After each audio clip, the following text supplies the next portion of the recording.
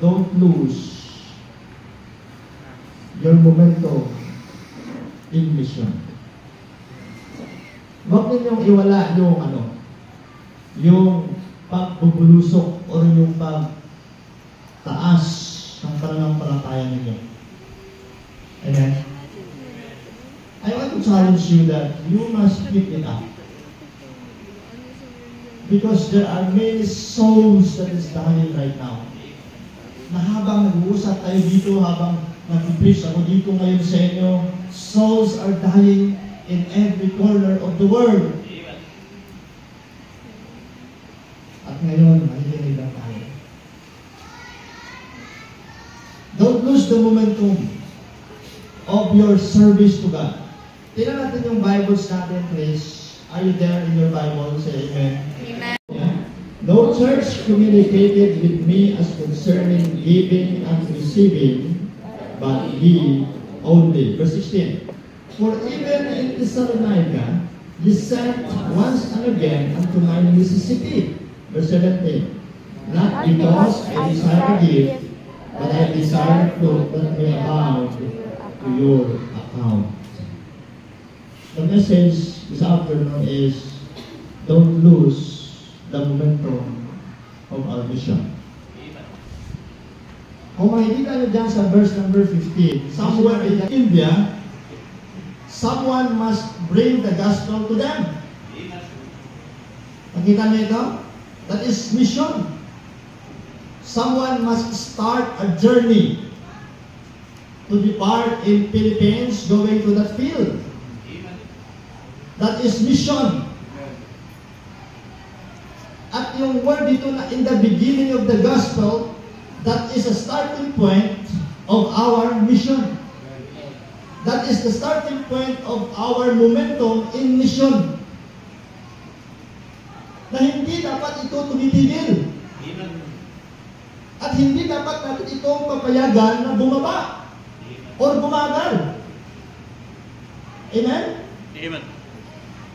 The momentum of our mission started in one church who supported one missionary. Amen. Dito nagsimula ang momentum natin. And think about this, by the grace of God, sa ABC Clearing House ngayon, meron na po tayong more than 280 missionaries and counting. Nagsimula sa isa. May missionary po. Are you with me? Ang mga bagay na hindi nakapagbibigay ng lugod sa Panginoon. In this ministry, there is no room of unrighteousness. Hello, kapatid. Amen. Wala dapat lugar dito ng unrighteousness sa ministry na ito. If you remember na ang kasalanan sa buhay natin ang dahilan kung bakit hindi pagpapalain ng Diyos at hindi naging effective yung ating ministry at mission because of sin. Hindi tama ang ating puso. Amen? That is why we must keep on doing what is right in the sight of God. Which that so easily beset us. Ito'y malinaw na sinasabi ng Biblia sa atin, mga kapatiran sa Panginoon. Na bumabagal, humihina yung mga weights na nila. Mga problems, mga hardships in life, mga trials in life. Ano dapat natin gawin dyan? Dapat matuto tayo magtiwala sa ating Panginoon. You must learn to trust the Lord with the weights na pinagdadaanan mo ngayon or dinadala mo ngayon, with the burdens na meron ka ngayon sa buhay mo. You must learn to trust the Lord with all of your heart. Amen. On understanding, we know na may magandang paraan ng Diyos sa ating buhay. No wonder, malaki ang inyong, ang tawag natin dyan, may influence sa lugar na ito when you keep on doing what is right in the sight of God. Righteousness will exalt this ministry. people will mako-convert sila because they know that you are doing what is right in the sight of God. Ano ang focus ng buhay mo, kapatid? We have this ministry. As you have received mercy, what? We thank God. We don't lose the momentum. No. We don't lose the momentum in the ministry. Amen. Alam nyo, dati, no, ako ay nangungitas, kapag mag-series yung pastor ko ng giving, parang gusto ko mag-absent. Kasi ayaw ko mapakinggan. Kasi ang tingin ko sa pastor ko noon, mukhang giving and receiving. Yan yung Bible simula. Sa may Philippians, chapter number 4, verse 15, the Bible says, "Now ye Philippians know so that in the beginning of the gospel, when I departed from Macedonia, no church communicated or supported or giving with me as concerning giving and receiving, but ye only." I like the word here, giving and then receiving, but ye only. That speaks of the generosity of the Philippian believers.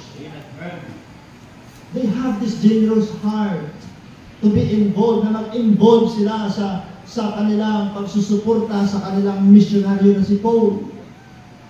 Meron silang generous heart. Pagdating dyan sa may verse number 16, sinabi ng isang misyonaryo si Paul, "For even in Thessalonica, ye sent once and again unto my necessity." It means, mga kapatid, ulit-ulit yung kanilang pagsusuporta dito kay Paul. Amen? Momentum of your generous giving. The Bible says, sa Proverbs 11:24, "There is the scattereth." Basahin natin lahat. Parang magandang basahin natin ito lahat. Amen. Okay, ready? Begin. "There is the scattereth, and yet increaseth. And there is that withholdeth more than is meet, but tendeth to poverty." Balik-balik ko lang, ha? When you withhold the blessings of God in your life, ano sabi sa Bible? It tendeth into poverty. It means, mga kapatid, hindi mo kaya kapag sa sarili mo lang. Hindi mo kaya kapag hindi mo talaga pagkatiwalaan ang Diyos. Yung kung ano ang meron ka ngayon, kung hindi ka marunong at magtiwala sa Panginoon, it tendeth to poverty. Mauubos na po yan. Amen. Kasi bakit? Hindi gumagalaw ang ekonomiya ng Diyos. But, listen, when a Christian starts to trust the Lord, ano ang gagawin mo sa blessing ng Panginoon sa'yo? Share. There is that. Say a word. Scattereth. Scattereth. Amen. You are giving it generously. Amen. Amen? Amen. Pero ang next na sinabi yan, and yet increasing. Amen. Hindi mo yan, may enjoy yung word na yan, na increasing. If you have nothing to do in the word scattereth. Amen. Amen. Amen? Amen. The same. We cannot enjoy the word receiving in the economy of God if we have nothing to do in the word giving. Amen. It is important, mga kapatid, na ma-apply natin sa buhay natin that it is more blessed to give than to receive. Amen. That is a generous heart na meron ng Panginoon sa atin. Amen? Amen. Binigay niya kay isa-isa ng anak lamang na ako ay maligtas sa kasalanan.